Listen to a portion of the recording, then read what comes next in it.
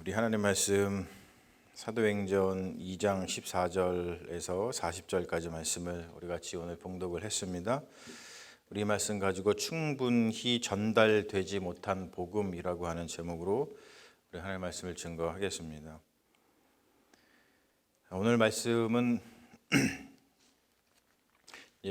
성령을 받고 베드로가 회중들 앞에서 설교하는 장면입니다. 오늘 보면은 이 방언의 역할이 좀 드러나고 있죠. 이 방언을 우리가 생각할 때 방언은 사람들이 성령 받고서 이렇게 뭔가를 했다 이렇게 그냥 알고 있지만 거기서 단순히 끝나지 않고 말씀을 좀 보면은 방언이 어떤 역할을 합니다. 사람들이 방언 받은 것이 어떤 역할을 감당하고 있는데 성령이 이렇게 임할 때에 바람 소리가 들렸다. 그리고 또 불의 혀같이 갈라지는 것이 각 사람이 임했다. 그래서 이제 바람 소리 그리고 불 이제 그 이미지를 가지고 성령이 임한 것에 대해서 표현을 하고 있죠. 그런데 이 바람 소리라든지 어떤 불 같은 그런 이미지는 그냥 그 사람들만 느꼈던 것이지 어떠한 외부 사람들이 그것을 이렇게 보거나 느꼈던 것은 전혀 아닙니다. 그래서 사람들이 그걸 이제 몰랐죠. 하지만 이 방언이라고 하는 것은 좀 달랐어요. 이제 방언은 사람들이 막 하니까 외부 사람들이 그것을 이렇게 알아챘어요.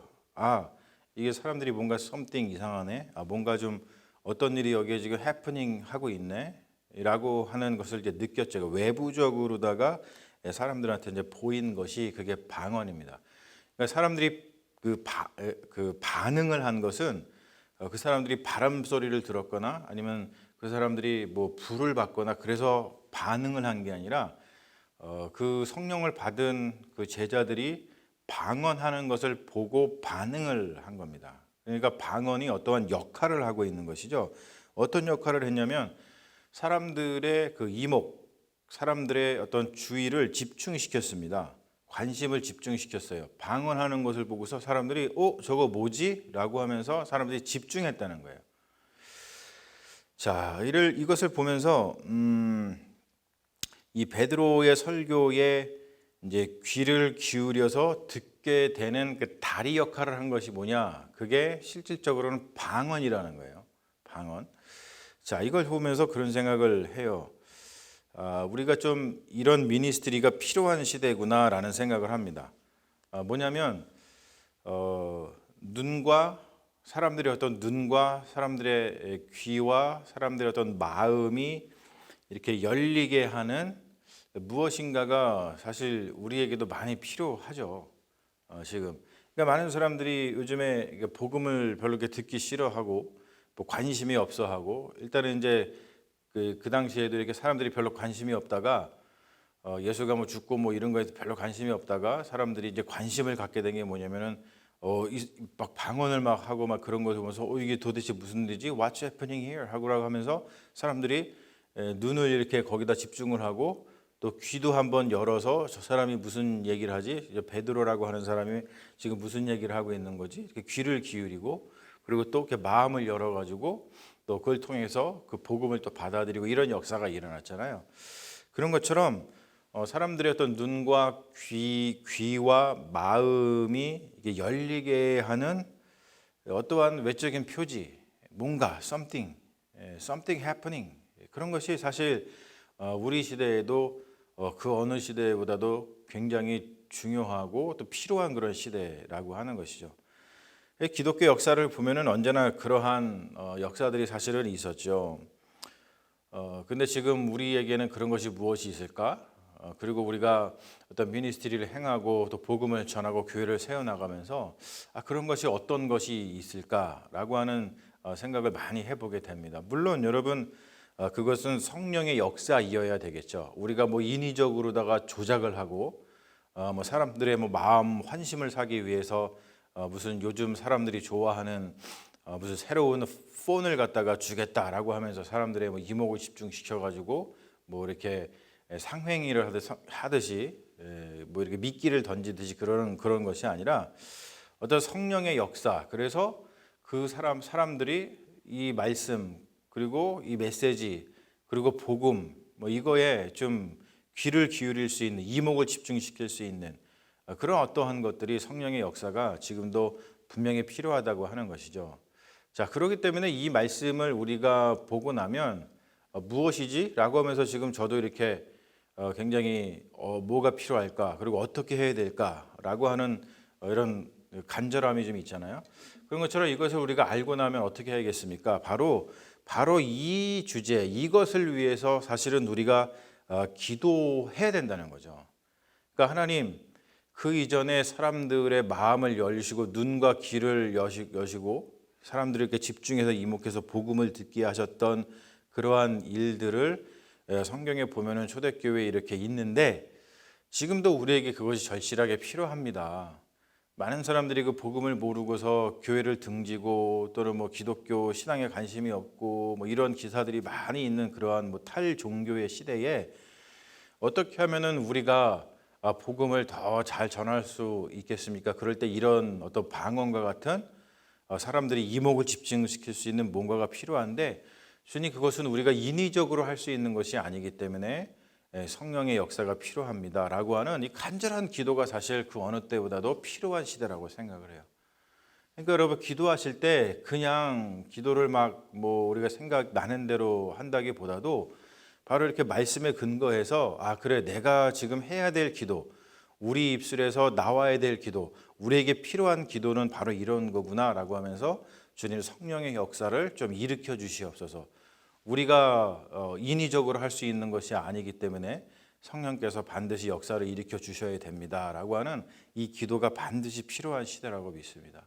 그래서 여러분, 기도하실 때 꼭 그 기도를 빼놓지 말고 한마디라도 꼭 기도해 주시는, 그래서 우리가 같이 협력하여서 선을 이루는 놀라운 역사가 있으면 좋겠습니다. 이 베드로 설교의 구조를 보면은 대개 이제 이 복음을 전할 때의 사도들이나 아니면 사도 바울 같은 경우도 보면은 이 제자들이 이러한 구조로다가 전하는데, 사도 베드로의 설교를 보면은 그 전형적인 그 모습을 알 수가 있어요. 뭐냐면 성취 시대가 도래했다라고 하는 것을 선포를 하죠. 뭐냐면은 예언의 성취라는 거예요. 뭔가 something happen 했습니다. something happen 하죠. 지금 성령의 어떠한 성령 강림 사건이 happen 했어요. 그러니까 그것을 보면서 사람들이 이게 뭐야 하니까 당신들이 본 것, 성령 강림 사건, 이것은 예언의 성취다라는 것을 이야기를 합니다. 그리고 그것에 대한 성경적인 근거를 대죠. 그것이 요엘의 말씀이었어요. 그리고 그 요엘의 말씀으로 만들어진 찬양을 우리가 오늘 부른 것이고요. 그리고 나서 또 구조가 뭐냐면 두 번째로 예수 사건을 선포합니다. 예수의 사건. 그렇죠? 예수 그리스도께서 이 땅에서 하신 어떤 일이지만 특별히 고난 당하시고 그리고 이렇게 죽은 사건. 그런 다음에 부활한 사건. 그러니까 예수 사건이죠. 그 모든 것을 일컬어서 예수 사건이라고 하는데 그 예수 사건을 증거합니다. 그리고 그 예수 사건을 통해서 그 예수 사건이 무엇을 의미하느냐, 그것이 예수를 누구라고 이렇게 드러내 주느냐라고 하는 복음 선포가 거기에 있죠. 그게 뭐냐면 예수는 주와 그리스도다, 예수는 주와 메시아다라고 하는 복음 선포가 거기에 들어갑니다. 그리고 나서 마지막에 나오는 게 뭐냐면, 그러니까 어떻게 해야 되겠어요? 회개로의 부름이 있습니다. Call to repentance. 그렇죠? 뭐냐면은 예수가 주와 그리스도인데, 그러면 주와 그리스도를 대하는 우리가 주와 그리스도를 만나게 된 거예요. 주와 그리스도를 만나게 됐을 때에 우리의 어떠한 그 반응, 자세, 그것은 회개가 될 수밖에 없다라고 이야기를 합니다. 그래서 이 구조로다가 베드로의 설교가 이루어지고 있고, 그리고 어디서든지 여러분 보시면은 복음서도 그렇고 사도 바울의 서신서도 그렇고 여기 사도행전도 그렇고 다 이러한 어떠한 이 큰 이 구조에서 이 복음이 제시되고 선포되는 것을 볼 수가 있어요. 그 말은 뭐냐면 우리도 만약에 누군가에게 이게 전도를 한다 그러죠. 흔히 우리가 누군가에게 복음을 선포할 때 어떻게 선포해야 되지? 라고 우리가 사실은 헷갈릴 수 있어요. 어떻게 해야 되지? 그 방법을 모를 수 있습니다. 이 구조를 기억하시면 돼요. 이게 누군가에게 something 뭔가 happen이 일어났어요. 그러면은 그것이 어떠한 하나님의 말씀이 성취되는 어떠한 것인 것을 이야기하면서 그 말씀에 대해서 근거를 대고 그리고 예수 그리스도의 사건에 대해서 이야기를 한 다음에 그 사건을 통해서 말하고 싶은 것이 뭐냐면 예수는 주님이시고 예수는 그리스도다, 메시아다라고 하는 그 복음을 하고 난 다음에 그러면은 당연히 이제 그 복음을 들은 사람은 반응을 합니다. 그러면 오늘도 그렇잖아요. 오늘도 베드로의 이 설교를 듣고 나서 사람들이 이렇게 반응하잖아요. 그러면 어찌하여야 하리이까? 그렇죠? 그리고 사도 바울도 빌립보에 가가지고 복음을 전했을 때 사람들이 그렇게 얘기해요. 그러면 내가 어떻게 해야 되죠? 특별히 빌립보 감옥에 갇혔을 때에 그 감옥의 간수가 복음을 듣고서 이렇게 이야기합니다. 그러면 제가 어떻게 해야 할까요? 그럴 때 회개하라고 얘기를 하잖아요. 주 예수를 믿으라. 예. 그런 것처럼 이런 구조를 가지고서 우리가 복음을 전할 때도 이 구조를 가지고 전하면은 그 성경에서 나오는 우리가 복음을 제시하는 방법이 되는 거죠. 자, 먼저 보면은 그 성취 시대가 도래했다라고 하는 요 부분에 관련된 말씀을 먼저 보면 그 말씀에서 키워드가 뭐냐면 말세라고 하는 거예요. 말세, the last days, 그렇죠? 말세의 마지막 날에, 그렇죠? 마지막 날에라고 하는 말을 합니다. 이 마지막 날에라고 하는 말은 굉장히 사실 기독교의 이 복음에서 기독교 신학에서 굉장히 중요한 말인데 가장 많이 오해되는 것이기도 하고 잘 픽스가 되지 않아요. 그러니까 뭐냐면 마지막 날에 말세라고 하는 말이 우리 특별히 한국 사람들한테는 자꾸 어떻게 다가오냐면 이게 잘못된 상식으로 다가오죠. 그러니까 세상에 그냥 끝, 종말, 말세 그러니까 이 언어 자체도 이제 마지막이 들어가다 보니까 세상이 끝장났구나. 그 세상이 끝장났으니까 어떻게 되는 거예요? 그냥 우리는 다 죽었구나. 세상이 멸망했구나. 그러니까 우리는 뭐 이렇게 죽는 거지 뭐. 마치 뭐 쓰나미가 막 우리에게 닥쳐와가지고 우리가 이제 죽는구나라고 하면서 모든 걸 체념하고 모든 것을 그냥 뭐 끝내버리는 뭐 그러한 자꾸 이제 이 종말 말세라고 하는 개념을 그렇게 이해를 한다는 거예요. 근데 기독교의 종말은 말세는 전혀 그게 아니거든요. 근데 이걸 너무너무나 많이 강조를 하고 너무너무나 많이 얘기를 하는데도 불구하고 이게 잘 픽스가 안 돼요. 이상하게. 머릿속에 싹 들어가 있어가지고 종말, 말세 그러면 그냥 세상 끝나는 날. 그래서 뭐 우리가 세상 다 망가지고 그리고 이제 뭐 우리가 휴거 당한다 그러죠. 이렇게 막 하늘로 그냥 뿅 이렇게 올라가는 뭐 자꾸 그런 거를 상상한다는 것이죠. 그리고 다시 한번 말씀드리지만 기독교 신앙에서 그리고 성경에서 이 말세, the last days라고 하는 말세, 종말이라고 하는 말은 전혀 그 의미가 아닙니다. 그러니까 여러분 다시 한번 그런 생각을 가지고 계시다면 내가 그 생각을 어디서 이걸 가져왔지? 성경에서는 그런 얘기를 하지 않거든요. 근데 이게 보면은 우리 어떠한 여러 가지 뭐 어떤 종교적인 전통이나 하면 다른 어떠한 뭐 이단적인 요소에서 자꾸 그런 생각을 하는 것이죠. 성경이 말하는 the last days, 말세, 종말이라고 하는 것은 하나님의 목적이 성취되는 날들을 이야기를 합니다. 그리고 그 성취가 우리 기독교에서는 누굴 통해서 이루어졌다고 선포합니까? 예수 그리스도를 통해서 하나님의 그 목적이 성취됐다고 이야기를 해요. 그래서 종말이라고 하고 말세, the last days라고 하는 것은 우리 기독교인들은 언제나 예수 그리스도와 연관시킬 줄 알아야 돼요. 그냥 갑자기 세상이 망한다. 거긴 예수가 없잖아요. 그렇죠? 그게 아니라 예수 그리스도, 즉 뭐냐면 예수 그리스도의 시간과 연관시킬 줄 알아야 됩니다. 예수 그리스도의 시간이라는 게 뭐예요? 그게 예수 그리스도의 오심이고 그리고 예수 그리스도의 다시 오심이죠. 그 예수 그리스도의 시간. 그래서 우리가 뭐 교회력이라는 것을 이야기할 때도 예수 그리스도의 시간을 사는 우리 그리스도인 뭐 이렇게 표현을 하지 않아요?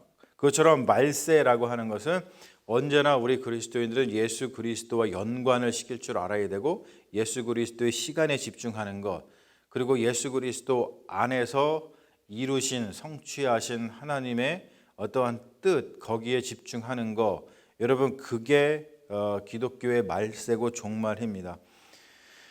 그리고 특별히 그것은 뭐냐면 그 정말 예수 그리스도를 통해서 이루신 하나님의 뜻의 그 핵심 내용은 뭐냐면 말세라고 하는 것, 종말이라고 하는 것, 기독교의 개념은 뭐냐면 만물이 새롭게 되는 것을 말하는 거예요. 그러니까 하나님의 나라가 드러나는 것을 이야기하는 겁니다. 그것을 종말이라고 이야기를 해요. 그러니까 단순히 여러분 세상이 그냥 끝나는 게 아니죠. 우리 끝났어. 우리는 희망이 없어. 이게 아니라 오히려 기독교의 종말, 기독교의 말세는 뭐예요? 오히려 희망이고 새롭게 시작하는 겁니다. 그걸 종말이라고 표현을 해요. 그런데 이것을 자꾸 우리가 생각하지 못하고 세상에서 이야기하는 뭐 세상이 끝장났다 이러니까 기독교 신앙을 가지고 있으면서도 한숨 쉬게 되는 거죠. 이제 끝났네. 우리 다 죽게 생겼네. 세상을 보니까 뭐 막 다 망가지고 끝날 것 같네. 이렇게 쉽게 생각을 하고서는 희망을 놓아버리고 절망 가운데 휩싸여 삽니다. 하지만 기독교는 정반대입니다. 정반대.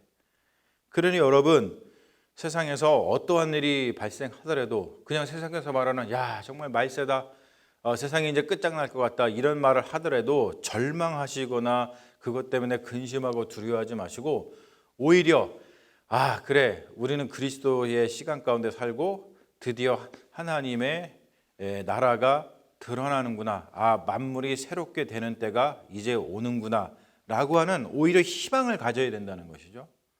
할렐루야. 이게 기독교 희망입니다. 이게 기독교의 신앙이에요, 신앙. 그러니까 흔들리지 마십시오. 두려워하지 마십시오. 우리에게는 하나님이 모든 것을 새롭게 하시겠다고 하는 그 약속의 말씀에 희망이 있다는 거예요. 그것을 이야기를 하죠. 그래서 이 베드로가 그러고 난 다음에 예언의 성취에 대한 이야기를 하고 난 다음에 예수 사건을 이야기하죠. 예수 사건의 핵심은 부활입니다. 십자가와 부활. 그래서 베드로가 뭐라고 이야기하냐면 너희가 법 없는 자들의 손을 빌려서, 그것은 이제 로마인들, 로마의 정부 힘, 너희가 법 없는 자들의 손을 빌려서 십자가에 못 박아 죽인 예수에게 집중하라라고 하는 거예요. 예수 사건을 소개하는 이유는 딴 게 아니라 이런 일이 있었어, 재밌지, 이게 아니라 그 사건에 한번 집중해 보라는 것이죠.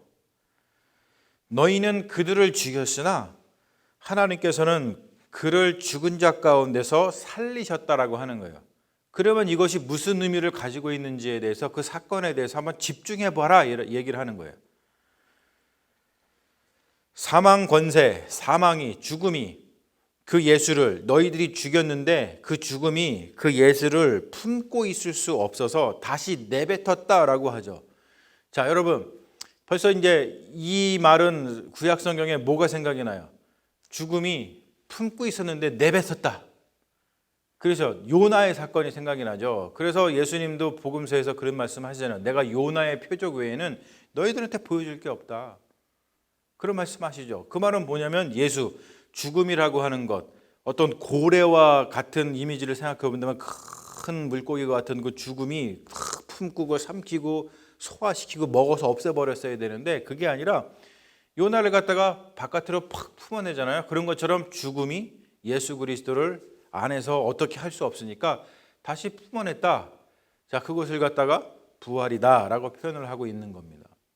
그게 예수 사건이에요. 그래서 그 예수 사건을 통해서 예수가 어떠한 분인가의 정체가 드러났는데 그 예수가 누구냐면 주와 the Lord, 주와 그리스도, 크라이스트 또는 메시아, 메시아와 그리스도는 같은 말이라고 그랬어요. 메시아는 히브리어고 그리스도는 그 헬라어라고 그랬습니다. 똑같은 말인데 언어가 다른 거예요. 그런 것처럼 예수는 주와 메시아다, 예수는 주와 그리스도다라고 하는 것을 그 예수 사건을 통해서, 그 부활 사건을 통해서 예수가 누군지가 드러났다라고 하는 것이죠.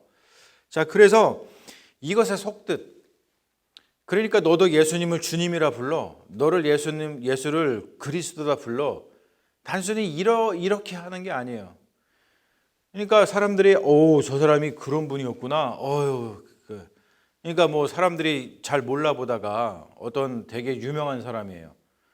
굉장히 이 사람 유명한 사람인데 어디 갔었었는데 이 사람이 누군지를 사람들이 몰랐어요. 그러다가 어떤 사람이 가르쳐 줬어. 야, 저 사람은 굉장히 유명한 사람이야. 그러니까 사람들이 몰라봤네. 그러면 앞으로는 저 사람을 굉장히 지체 높은 사람으로 우리가 부르고 그 사람의 앞에서 그냥 이렇게 그냥 인사 잘하고 그래야겠다. 여러분, 단순히 이게 아니라는 거예요. 예수를 주와 메시아로 소개하는 건 단순히 그게 아닙니다. 주와 메시아라고 지금 선포하는 이유는 뭐냐면, 그 속뜻이 뭐냐면, 예수 사건을 통해서 너의 인생을, 그리고 이 세상을 다시 생각해보고 재구성해봐라 라고 하는 선포입니다. 여러분, 이게 되게 중요한 말씀이, 이게 굉장히 중요한 말씀인데, 이것에 대해서 우리가 좀 시리어스하게, 진지하게 생각해 보지 못하는 경향들이 있는 것이죠. 예수를 주라고 우리가 고백하는 거, 예수를 우리가 메시아 그리스도로 고백하는 거는, 주님, 예수는 그냥 주님이시구나. 예, 당신은 주님입니다.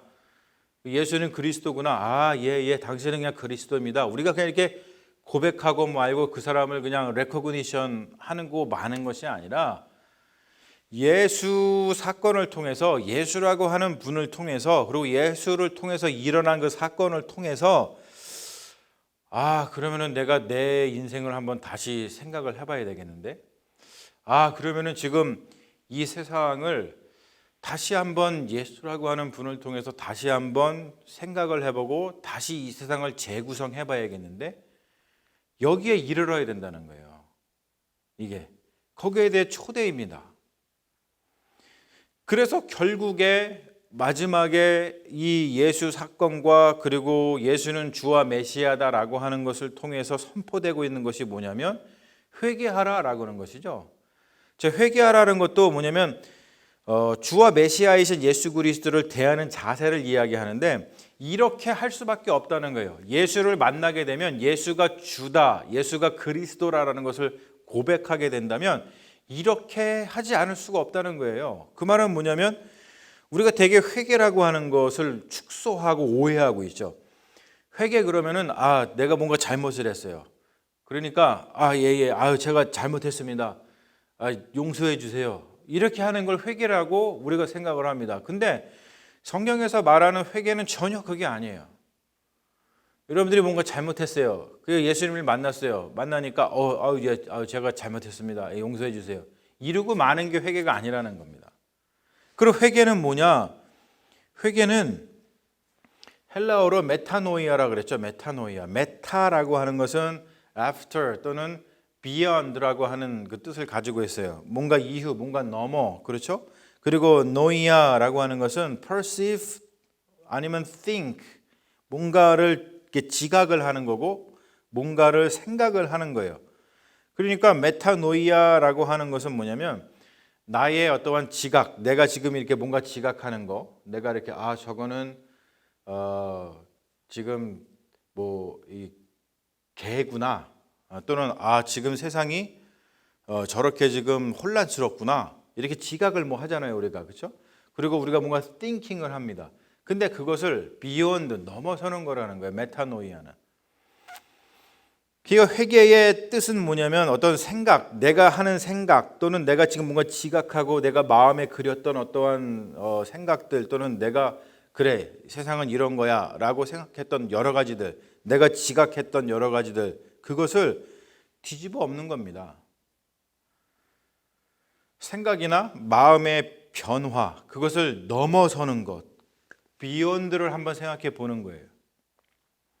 그래서 리오리엔테이션 하는 거, 내가 다시 뭔가 방향을 설정을 하고, 그리고 트랜스포메이션 하는 거, 내가 뭔가 바꾸는 것이죠, 완전히.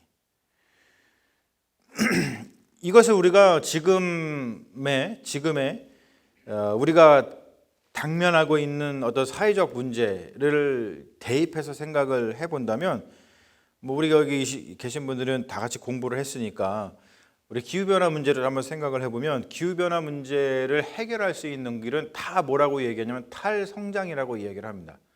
사람들이 다 성장을 얘기해요. 다 성장, 경제성장 이야기를 하는데, 그 문제, 이 기후변화 문제를 해결할 수 있는 길은 성장 하지 말고 오히려 반대 방향으로 탈성장 해야 된다는 겁니다. 지금의 경제 구조를 바꾸지 않으면 기후 변화를 우리가 대처할 수 없다. 우리는 다 죽고 말 것이다 라고 이야기를 하죠. 여러분, 이게 메타노이아의 생각인 거예요. 사실은 현실적으로 우리가 이렇게 가고 있었었는데 방향을 한번 틀어보는 것이죠. 그래서 메타노이아의 어떤 실현, 회개의 실현이 실제적으로 중요한 시대가 바로 우리의 시대입니다.